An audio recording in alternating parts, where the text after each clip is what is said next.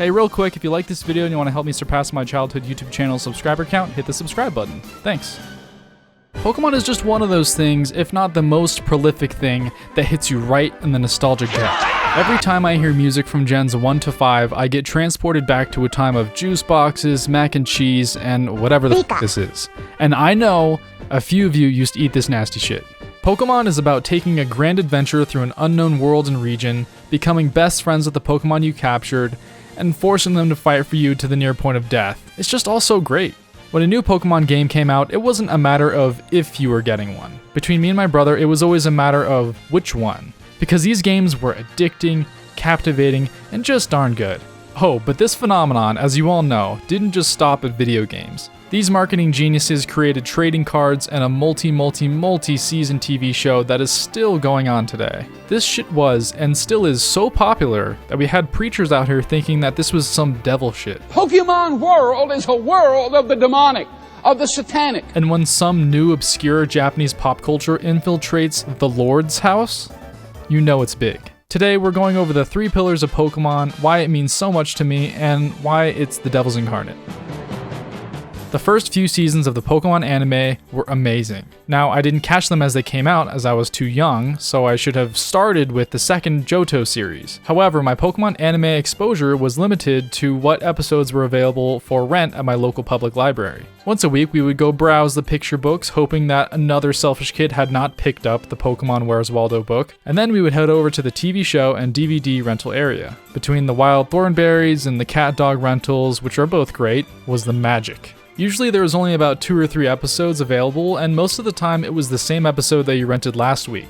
But that didn't stop me from watching the episode where the kid overworked and mildly tortured his Pokemon over and over again.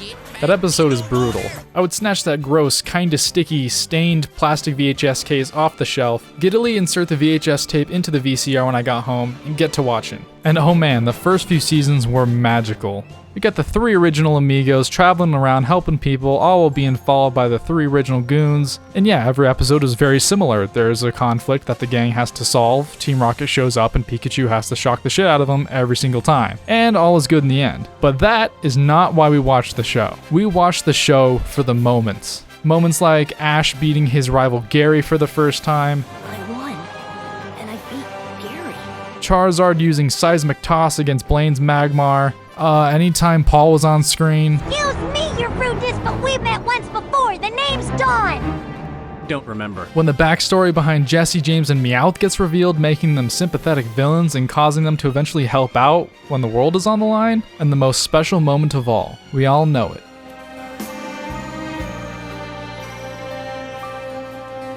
At the time, there was only 151 Pokemon, which is minuscule in comparison to the current total of 893 Pokemon today. It was a small world, everything was new and unexplored, every mention of the mystical Ho-Oh or the legendary GS Ball added to this mystical world. This world wasn't bound to any rules yet, so anything could happen. Every new lore drop just expanded on the universe, and nothing did better than lore drops than the movies. We got Mewtwo, who to this day is still creepy, but really gave some very philosophical points that are wildly deep for this kid's movie. We got the adventure that was Pokemon 2000, all the legendary birds, and of course that iconic flute theme. And my personal favorite, Pokemon the third movie, which I would watch on repeat. You got Entei, who is kind of the little girl's father, but not really, combined with the unknown creating this trippy dream world. And there's also that little girl imagining herself as a charismatic teenager, which really connected with me as a kid because being a teenager just seemed like the coolest thing. This movie was everything I wanted. And for some of the others that were also great, the Deoxys movie, the Celebi movie, and the Lucario movie. I have not seen anything past the Lucario movie, so I cannot comment on the Darkrai one that some people I think like. It's very easy to like Ash in these first few seasons and movies because he is very courageous. He never stops trying, and this is a great quality for kids to learn. He's relentless, and he even dies in the first one a little bit to save the Pokemon. As time went on, I stopped following the series as much, and the first Diamond and Pearl season with this rockin' intro was kind of where I stopped. And the main reason I can't watch the anime anymore, other than the fact that it has a targeted audience of below 12, is the fact that I hate to see Pikachu lose a battle. This bitch has been to every region, battled every gym leader, and faced more Pokemon than anyone, and he still loses. He should be the most unstoppable Pokemon in the entire series, and I stand by that. Buying and opening booster packs was and still is very addicting. The pack opening addiction got so bad that as a kid, whenever we went to Target with my parents, sometimes I would slip packs underneath other things that we were buying in the hopes that my mom would unintentionally buy me a pack and wouldn't see. Now, to my horror, she revealed to me many years later that she always saw when I would do that and would pay for it anyways. What a G. Not to out anyone, but there is a certain individual who used to shoplift Pokemon cards out of Target. I'm not going to say who it was. But that's how dangerously addictive it was. It is gambling for kids. The release of endorphins from opening a pack was so great that we didn't wait until we got home sometimes to open a pack, and there was no context to the worth of these cards. Even if there was grading back then, we didn't know about it. The magic of these cards was what they were worth to you. The greatest measure of how much the card was worth was really how much you liked the Pokemon, and whether or not it was holographic or legendary. That much hasn't changed. But oh, Pokemon card collecting wasn't all sunshine and rainbows. There was tears.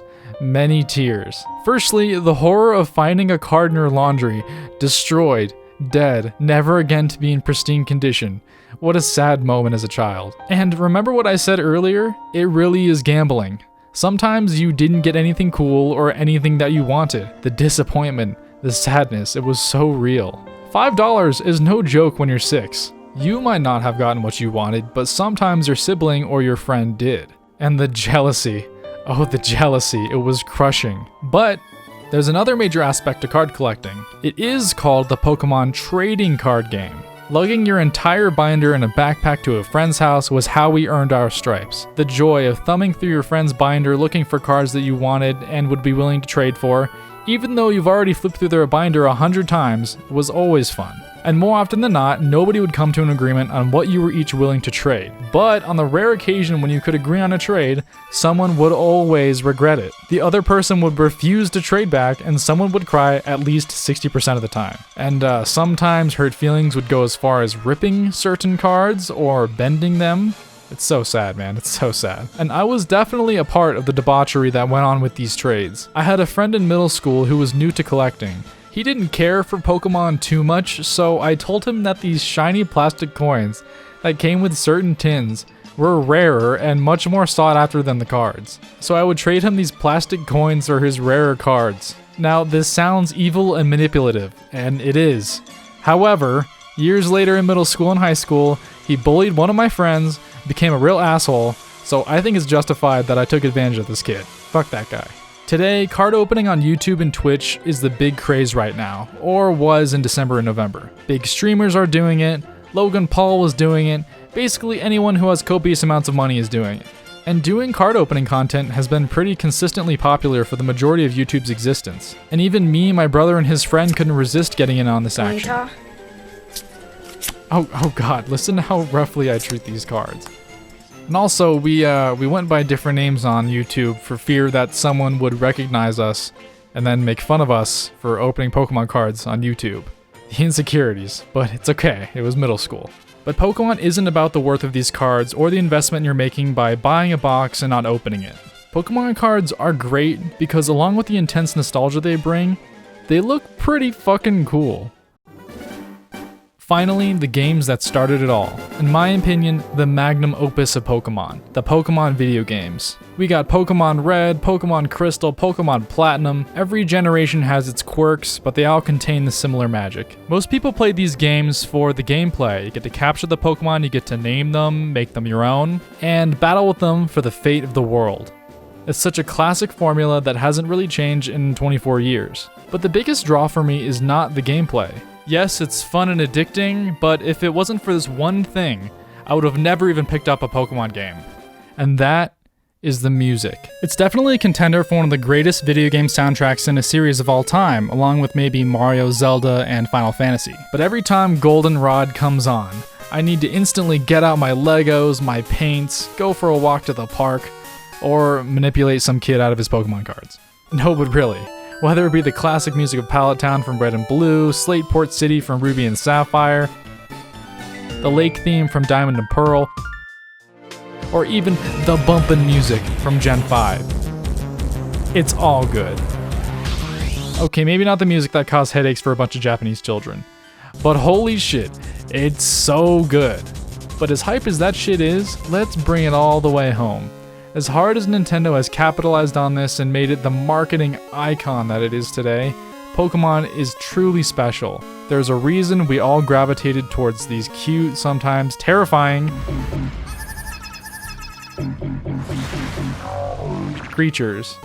And it's really because we're all Satan worshippers. Sorry, I don't make the rules. Gotta catch them all, gotta get them while they're young, gotta induct satanic doctrine, gotta break up the family. But seriously, like other massive pop culture phenomenons, Pokemon has the ability to cater to multiple generations, and it contains enough charm for us to keep coming back. I'm not gonna sit here and say it has the same magic as it used to, but I genuinely still love it and will continue to play these games regardless of their quality. And eventually, when I hit a 6-figure salary, I'll start spending some money on some cards. But until then, I'm sticking to this binder and my Pokemon Platinum.